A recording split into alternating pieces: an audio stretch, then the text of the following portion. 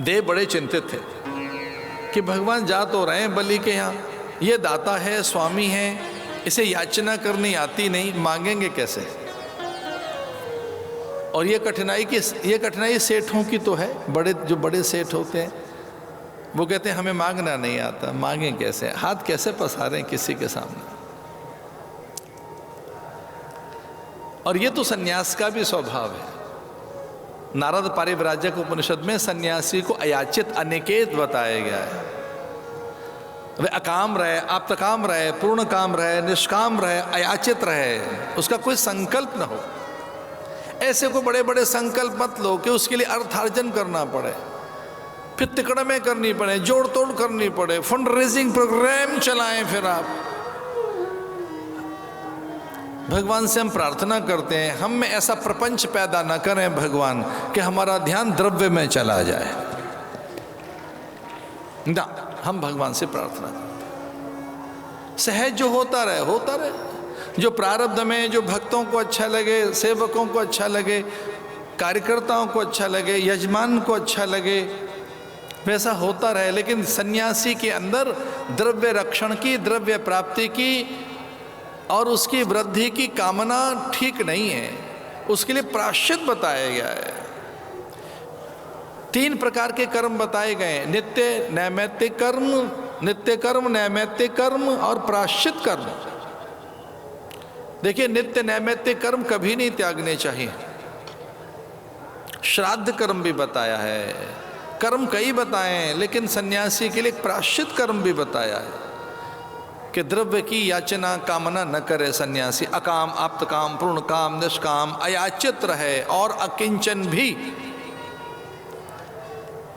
संयोग से, प्रारब्ध से उसके पास कुछ चीजें आए तो उन्हें अपना न बताए, वो प्रसाद है, भगवान की चीजें हैं और भगवान की वस्तुओं को अपना मत बताइए किसी मेरी हैं ये। भगवान तो दाता है, भगवान मांगेंगे कैसे, वो हाथ कैसे पसारेंगे। देवता बड़े विचलित हुए और भगवान महादेव से कहने लगे कि ये तो मांगेगा ही नहीं, इसे भिक्षा मांगनी सिखा दो। तो भगवान महादेव उनसे कहने लगे, हे नारायण, भिक्षा कैसे मांगी जाती है हम सिखा देते हैं आपको। अन्नपूर्णे सदा पूर्णे शंकर प्राण वल्लभे ज्ञान वैराग्य सिद्ध्यर्थम भिक्षाम देहि च पार्वती।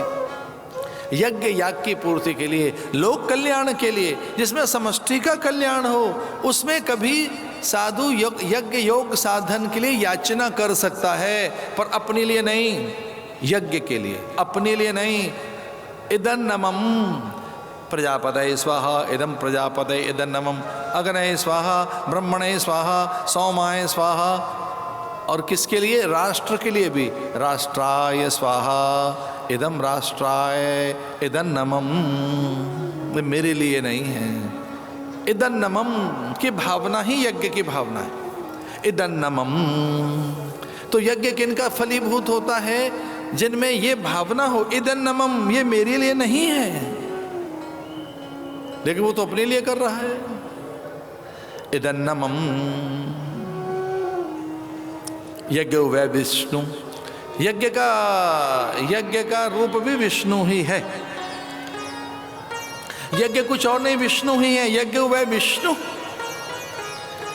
भगवान महादेव ने कहा कि देखिए, आप जा रहे हैं बलि के यहाँ तो उसके पुण्यों की प्रशंसा करना, बलि के पुण्यों की, सत्कर्मों की, श्रेष्ठ कर्मों की, उसकी महानता के गीत गाना और फिर योग युक्ति से उसके यज्ञ के फल का, उसके यज्ञ के फल को ले आना। जब पुण्य ही नहीं रहेंगे, यज्ञ फल नहीं रहेगा। वैसे तो हमने अच्छे अच्छे महापुरुषों के दर्शन किए और उनके यहाँ बड़े बड़े योग, यज्ञ, जप, तप और न जाने कितने सात्विक संकल्प प्रकल्प चलते रहते हैं। और वो ऐसा हमने देखा कि उनमें कर्तापन का भान, ज्ञान, अभिमान नहीं हो रहा है। बस उनमें कर्तापन का भान नहीं है, कर्तापन का अभाव है। ऐसे हमने सद्भाग्य से कई महापुरुषों के दर्शन किए, उनके पास बड़ी रचना देखी हमने, लेकिन कर्तापन का भान, ज्ञान, अभिमान उनमें नहीं देखा हमने। भगवान चल पड़े। सन्यासी के लिए बताया गया कि जब वो भिक्षा लेने जाए तो द्वार पर यही बोले, नारायण हरि। भाग्य देखिए बलि का, स्वयं नारायण चले आए। वो स्वर जैसे ही कानों में पहुंचा, भगवान द्वार पर हैं बलि के, और ये ऐसा होगा। आप सत्कर्म करते रहें, यज्ञ कर्म करते रहें, उपासना करते रहें, आप निष्काम लगे हैं, आप पारमार्थिक हैं, परहित में जुटे हैं, दूसरों के सम्मान स्वाभिमान की चिंता में लगे हैं, अन्य के अधिकार की रक्षा का संकल्प आपका है, सच मानिए आपके द्वार पर नारायण निश्चित आएंगे, निश्चित आएंगे। अब वो कोई वेश बनाकर आएंगे, यति योगी तपपूत सन्यासी गुरु अभ्यागत अतिथि आगंतुक का, ऐसा प्रकट भी नहीं हुए तो स्वाध्याय का विचार आ जाएगा, सत्संग का मन में विचार आ जाएगा, तीर्थ भ्रमण का विचार आ जाएगा, कोई सेवा की भावना जग जाएगी। अगर वो सामने प्रकट नहीं भी हुए, कोई सद्वृत्ति जग जाएगी, उदारता जग जाएगी, ऐन्द्रिक संयम अनुशासन आप में पैदा हो जाएगा। लेकिन शुक्राचार्य ने यही कहा था कि तू मेरे आदेश का पालन करना। जिस नारायण ने तेरे साथ छल किया मोहिनी बनकर, वे अमृत पान करा गए देवताओं को और तुझे ठग लिया, उस मोहिनी अथवा उस मोहन को, उस नारायण को तेरे द्वार पर भिक्षुक बनाकर खड़ा कर दूंगा। एक दिन ऐसा आएगा कि नारायण तेरे द्वार पर भिक्षा का आग्रह लेकर आएंगे, तेरे द्वार पर वो स्वयं भिक्षुक बनकर आएगा। तो कुछ लोग जो ये कहते हैं कि भगवान के दर्शन कब होंगे, उनके लिए विनय पूर्वक प्रार्थना यह है कि उनके दर्शनों की चिंता मत करो, अपनी पात्रता पैदा करो, अपनी योग्यता पैदा कीजिए। यह मत कहो कि कब आओगे, पात्रता पैदा कीजिए, योग्यता अर्जित कीजिए, अधिकारी बनिए। और जिस दिन आप अधिकारी बन जाएंगे, पात्रता विकसित हो जाएगी, योग्यता आप में जग जाएगी, तो वो किसी भी रूप में आ जाएंगे। ये भी तो पूछ कर देखो स्वयं से, क्या उससे मिलने की योग्यता है, पात्रता है? क्या वैसी पात्रता अर्जित हमने कर ली? तो कोई ये पूछने लगे कि पात्रता कहाँ से पैदा होगी, भगवत दर्शन की योग्यता कब आएगी? तो उसके लिए तो एक ही उत्तर है, सत्कर्म संलग्नता रहे, शुभ संकल्प आपके पास रहे, निरंतर स्वाध्याय और सत्संग में मन रमा रहे, योग्यता प्राप्त हो जाएगी। भगवान द्वार पर हैं और जैसे ही उन्होंने ये स्वर बोला, नारायण हरि, तो वो स्वर बलि के कानों में गया। मधुर स्वर, अनुपम स्वर, उदात्त स्वर, एक निष्प्रह स्वर, एक निश्चल अकाम स्वर। प्राय भिक्षुक के भीतर में दैन्य रहता है, दीनता रहती है। वो हमारे भीतर के दया को जागृत कर देता है। कई बार दीन बन जाता है वो, उसके स्वर से हमारे भीतर करुणा पैदा होती है और उसे हम कहते हैं अरे दरिद्र है, दीन है, उपेक्षित है, अभावग्रसित है, पीड़ित है, अरे कितना अधिक ये निर्धन है, कुछ दे दो इसे। तो बलि आहुति दे रहे थे, वो चकित होकर बैठ गए कि ये स्वर दीन का नहीं है, दरिद्र का नहीं है, ये यति स्वर हो सकता है, ये भिक्षुक, ये अभ्यागत अतिथि का स्वर हो सकता है, ये कुछ साधु तो बोल रहा है पर ये साधु नहीं है, कहीं मेरे द्वार पर साधु के रूप में सच्चिदानंद तो नहीं आ गया, ये स्वर तो मैंने सुना ही नहीं कभी। भगवान ने कहा नारायण हरि। अब उठे कैसे? तो द्वार पर भागे नमूची, वृषपर्वा, प्लोमा, ऐसे से देखने लगे बलि सबकी ओर। वो संकेत करे उठो उठो जाओ द्वार पर जाओ, कौन है, हम यज्ञ में क्यों बैठे हैं, देखो द्वार पर कौन आया है। भाग्य देखो बलि का, स्वयं भगवान बलि के द्वार पर आए। यज्ञ से ऐसे ईश्वर को आकर्षित कर लिया बलि ने। नमूची, प्लोमा, वृषपर्व आदि बड़े उस काल के महारथी, वो दैत्य, वे सब असुर जो बड़ी सामर्थ्य रखते थे, इंद्र उनको देखकर भयभीत हो जाता। वे सब साधन लेकर दौड़े कि भिक्षुक को कुछ दें, लेकिन भिक्षुक ने तटस्थ होकर, निरपेक्ष होकर उपेक्षा की पदार्थों की और कहा नहीं, कुछ नहीं चाहिए, न धन न धाम न धेनु न धाय न कोई यश मान कीर्ति, कुछ नहीं। और कोई भगवान को दे भी क्या सकता है, समर्थ को हम दें क्या, स्वामी को हम क्या दें। मैं तो आपसे निवेदन करूंगा कि कभी किसी देवालय शिवालय मंदिर में जाओ और कुछ भेंट करने का मन हो तो चुपके से रख देना, अरे जिससे लिया उसी को दे रहे हो, धीरे से, पता न लगे, ऐसे दिखाकर जताकर बताकर और फेंकते हुए नहीं। कितनी प्रतिमाएं खंडित हुई हैं, ऐसे फेंक देते हैं कुछ लोग, दीन होकर ऐसे झुकते हुए कुछ अर्पण करिए। बताया आकर नहीं, बलि कुछ और ही है, वो तो लेना नहीं चाहता। तो बलि स्वयं द्वार पर पहुंचे और देखा भगवान सामने हैं, वो यति वेश में हैं, सन्यासी बटुक ब्राह्मण के वेश में, भिक्षुक के वेश में नारायण हैं।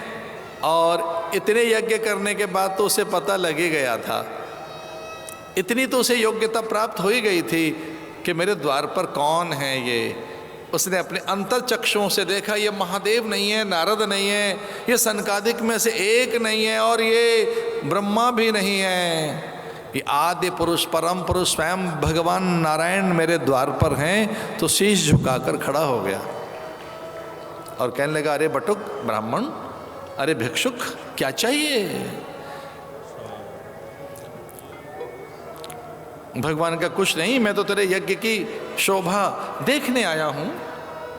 भगवान ने कहा, तेने जो यज्ञ किया, रे तेरे तो पिता ने कितने महान यज्ञ किए, तू सतपुत्र निकला। तेरे पिता विरोचन ने अनेक अश्वमेध यज्ञ किए, और उनके भी पिता प्रहलाद ने स्वयं भगवान को आकर्षित कर लिया। तेरे पिता विरोचन जीवन भर यज्ञ करते रहे, और उसके भी पिता प्रहलाद, और प्रहलाद के भी पिता ने बड़ी सामर्थ्य रखी, और उनके भी पिता कश्यप, और कश्यप के भी पिता ब्रह्मा ने यज्ञ से ही तो पूरी धरती रची है। मैं तो तेरी पूरी परंपरा को जानता हूं। देखिए, पिता पुत्र में कुछ गोपनीय बातें होती हैं, कभी कभी माँ और बेटी में भी कुछ गोपनीय बातें होती हैं जो केवल माँ और बेटी को पता होती हैं। पिता और पुत्र में कुछ गोपनीय बातें होती हैं। हम तो सन्यासी हैं, इतना पता नहीं, पर सचमुच में कभी पति और पत्नी में भी कोई गोपनीयता होती होगी। उजागर करने लगे भगवान, आपके पिता के समय की बातें ये थी। तो चकित हो गया बलि कि जो बात केवल मुझे और मेरे पिता को मालूम थी, इसे कैसे पता है? क्या ये मेरे मन पढ़ना जानता है? और जो मेरे पिता ने कहा कि केवल ये बात प्रहलाद को ही पता है, और ये बटुक, ये भिक्षुक, ये यति, ये बाल यति, ये सारे भेद खोल रहा है, और ये भी कह रहा है मैं तेरी पूरी परंपरा को जानता हूं। भगवान ने बड़ी प्रशंसा की। अच्छा, ये गुण भी है लेने वालों का। अच्छा, ये तो हमने उधार लेने वालों में भी बात देखी है कि जो उधार मांगते हैं पहले आपकी प्रशंसा करते हैं, फिर उधार मांगते हैं। कुछ लेना हो, भगवान बड़ी प्रशंसा कर रहे हैं। भगवान ने तो हिरण्यकश्यप की प्रशंसा कर डाली, और उनके भी पिता कश्यप की, ब्रह्मा की। तो बलि कहने लगा कि अरे बटुक, तुझे कुछ चाहिए नहीं और तू मेरे द्वार पर है, मेरी पूरी परंपरा का तुझे बोध है, क्या तू ब्रह्मा के पिता को भी जानता है? बस मेरा ज्ञान तो इतना ही है कि हमारे पितामह प्रपितामह ब्रह्मा हैं, तो ब्रह्मा का पिता कौन है? तो भगवान बड़े चतुर, और भगवान ने कहा पिता को के बारे में क्या बताना है, उसे यहीं प्रकट कर देंगे हम। तो ब्रह्मा का पिता तो स्वयं भगवान ही है। बोले तेरे यज्ञ में तो इतना प्रभाव है कि तेरे पिता के पिता के पिता सब यहाँ प्रकट हो जाएंगे, मैं तेरे पितरों को यहीं पैदा कर दूंगा।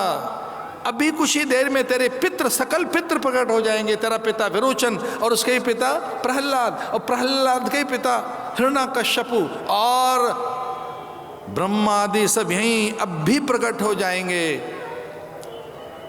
बड़ा कुतूहल हुआ उसे, और उसने कहा अगर ऐसा है तो प्रकट कीजिए, मंत्र बोलिए, आह्वान कीजिए। और ऐसा है, आह्वान से देव प्रकट होते हैं।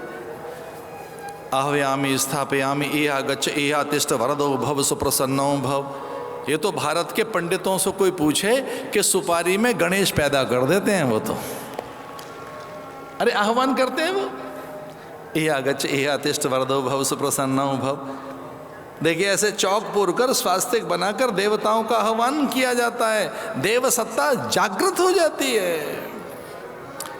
आह्वयामि स्थापयामि पूजयामि, और पूजा के बाद में गच्छ गच्छ सुरश्रेष्ठ पुनरागमनाय च। भगवान ने कहा तेरे सभी पितृ और देव यहाँ प्रकट हो जाएंगे, तो करिए ना। भगवान ने कहा उसके लिए मुझे आसन लगाना होगा अपना।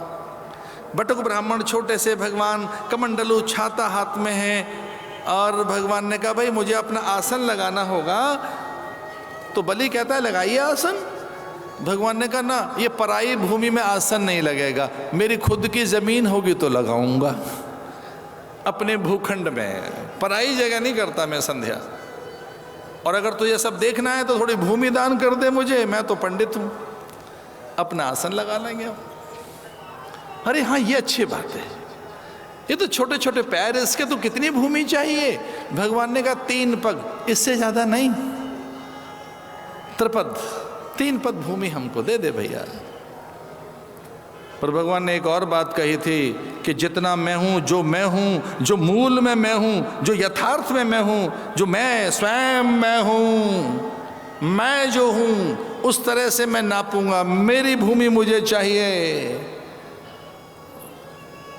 शुक्राचार्य समझ गए थे कि कोई और नहीं है, ये बटुक नहीं है, ये मनमोहन है, मधुसूदन है, मुकुंद माधव बनवारी गिरधारी हैं। ये वही है जो त्रेता युग में कोदंड पिनाकधारी आप्त काम पूर्ण काम निष्काम प्रभु राम कहलाता है। ये परशुराम ही है, ये नरसिंह ही है, ये कूर्म मीन बनकर, ये मोहिनी बनकर, धनवंतरी बनकर, ये विविध अवतारों में नारायण पैदा होता है। और शुक्राचार्य ने कहा मैं देखता हूं ये है कौन जो मेरे यजमान को ठग रहा है। तो शुक्राचार्य आसन लगाकर बैठे, और शुक्राचार्य ने कहा मेरी संजीवनी विद्या से कोई अछूता नहीं रह सकता। और जैसे उन्होंने ध्यान किया तो सहस्त्र फणों को देखने लगे, हजार हजार फण शेषनाग के, शेषशायी जगत निवास श्री हरि भगवान नारायण, उनके कानों में कुंडल, मकराकृति कुंडल, किरीट, श्रीवत्स चिन्ह, गदा, पद्म, शंख, और लक्ष्मी जी वहाँ विद्यमान हैं। ब्रह्मा गायन कर रहे हैं, मंद मंद नारायण मुस्कुरा रहे हैं और कह रहे हैं हाँ मैं ही हूँ। क्योंकि विद्या का भी अपमान नहीं करना है भगवान ने, विद्या से वो प्रकट हो जाता है। शुक्राचार्य को बता दिया मनी मन तेरे पुत्र के सामने मैं खड़ा हूं। शुक्राचार्य ने अपने शिष्य को कहा शिष्यात पुत्र जायते, शिष्य कोई और नहीं है, अपनी ही संतान है। शिष्य कोई और होता नहीं, वो अपने से ही तो प्रकट हुआ है। तो वत्स कहकर, पुत्र कहकर, प्रिय कहकर और बहुत अधिक मीठे संबोधन से शुक्राचार्य ने बलि के कांधे पे हाथ रखते हुए कहा कि इधर ला अपना कान, जरा कुछ बात करनी थी। तो बलि ने कहा भगवान क्या बात करनी है गुरुदेव? उन्होंने कहा जो सामने खड़ा है ये छलिया है, ये 3 पग भूमि तेरी सकल संपदा ले जाएगा, तेरे सारे पुण्यों का अपहरण कर लेगा, तुझे स्वर्ग से वंचित कर देगा, तेरे स्वप्न ध्वस्त हो जाएंगे, तेरी सकल योजनाएं धूल धूसरित हो जाएंगी। जो 100 यज्ञ हमने किए हैं, इन यज्ञों के फल पर तो सारा पात हो जाएगा। अरे कुछ नहीं हाथ लगेगा, ये लुटेरा है, सब लूट कर ले जाएगा। इसका मन इंद्र की सहायता के लिए है, ये देव सहायता के लिए प्रतिबद्ध है, वचनबद्ध है, संबद्ध है। ये सौगंध खाकर आया है, ये प्रतिज्ञा करके आया है कि मैं देवताओं की सहायता करूंगा। सावधान, इसे जैसे तैसे टाल दे यहां से। ये कहते हैं हमारा कल आना फिर देखेंगे, इस तरह से।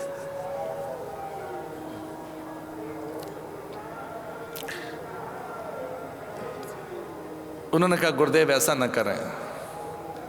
इसने कहा है और मैंने भी कह दिया 3 पग भूमि दूंगा मैं, तो अब मुझे देने दो। गुरुदेव ने कहा नहीं, मैं तेरा पुरोहित हूं, और पुरोहित को पता होता है यजमान का हित किसमें है। तो मैं तेरा पुरोहित हूं, मैं तेरा गुरु हूं, मैं जानता हूं तेरा किसमें कल्याण है। तो बलि फिर उलझने लगा अपने गुरु से और कहने लगा गुरुदेव मुझे संपदा ही तो मिलेगी, मुझे स्वर्ग ही तो मिलेगा, और ऐसा मुझे स्वर्ग नहीं चाहिए कि मैं भगवान को ना कह दूं।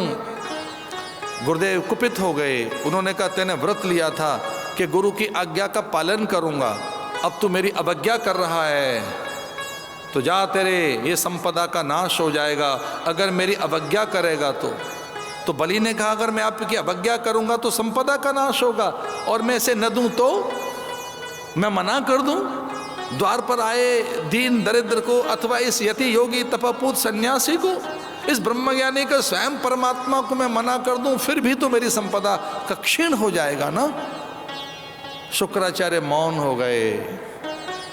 चूंकि अगर नहीं देता है तो भगवान को दिया वचन तोड़ने के बाद भी उसके पुण्य क्षीण होते हैं, स्वर्ग से फिर भी वंचित होगा वो। और अगर दे देता है तो गुरु की आज्ञा टूट रही है। मनी मन विचार किया कि गुरु तो हमारे भोले भाले हैं, सीधे साधे हैं, एक बार इनका व्रत तोड़ने पर ये मेरे ही तो रहेंगे, पर मैं परमात्मा को यहाँ से रेते हाथ नहीं जाने दूंगा। और जब भगवान आ ही गए हैं यहाँ हाथ पसार कर, जब दाता ही दीन बनकर आ गया है, जब परमात्मा ही भिक्षुक बनकर आ गया है, तो मैं रेते हाथ क्यों जाने दूं। इस प्रकार से गुरु के चरणों में सर रखकर उन्होंने कहा कि मैं अपराध कर रहा हूँ गुरुदेव, आपकी अवज्ञा कर रहा हूँ, पर मैं जानता हूँ आप करुणा से भरे हुए हैं, मेरा जरूर कल्याण कर देंगे।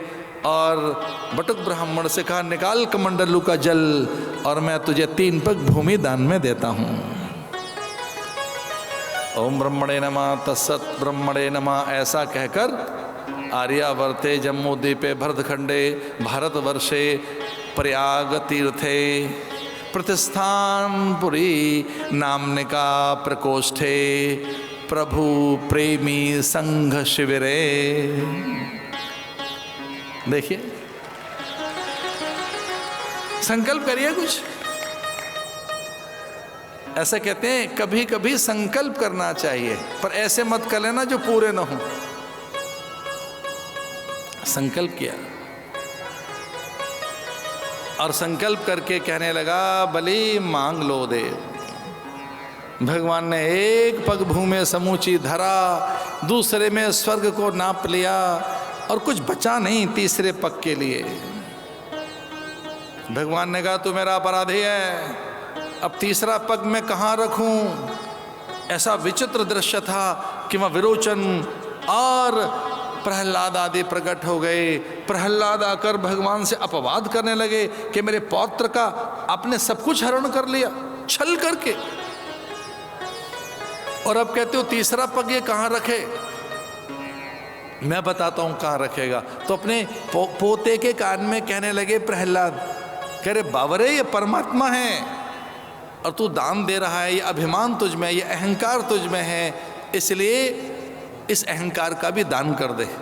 और अहंकार रहता है मस्तक में, अभिमान रहता है मस्तक में। तो भगवान से कहे कि ये तीसरा पैर मेरे सर पे रख दो। अपने पूर्वजों की आज्ञा मानकर भगवान से कहने लगा कि मैंने जो दान दिया है उसकी कीर्ति यशोगान दिग दिगंत में मेरा यश विस्तार, और दान देने के बाद भी तो मुझे पुण्य प्राप्त हो रहे हैं। इस पुण्य की जो भावना और जो मैंने दान दिया है ये मेरी जो भावना है और ये अहंकार मेरे मस्तक में है, इसलिए हे नारायण ये तीसरा पैर मेरे सर पे रख दीजिए। तो भगवान ने तीसरा पग उसके सर पे रखा और कहते हैं उसे रसातल में पाताल में भेज दिया। और ये बलि की कथा बड़ी प्यारी सी है। भगवान ने कहा अब तू मांग ले मुझसे क्या मांगना चाहता है। बलि ने कहा नहीं नहीं, अब मैं दाता हूं और आप दीन हैं, इस समय तो मैं दाता हूं, आपने मुझसे मांगा और मैंने दे दिया, अब मेरी संपदा छीनने के बाद फिर से मुझसे कुछ मांग रहे हो। भगवान ने कहा मांग। बलि हाथ जोड़कर खड़ा हो गया, आपको पाने के बाद कुछ नहीं चाहिए।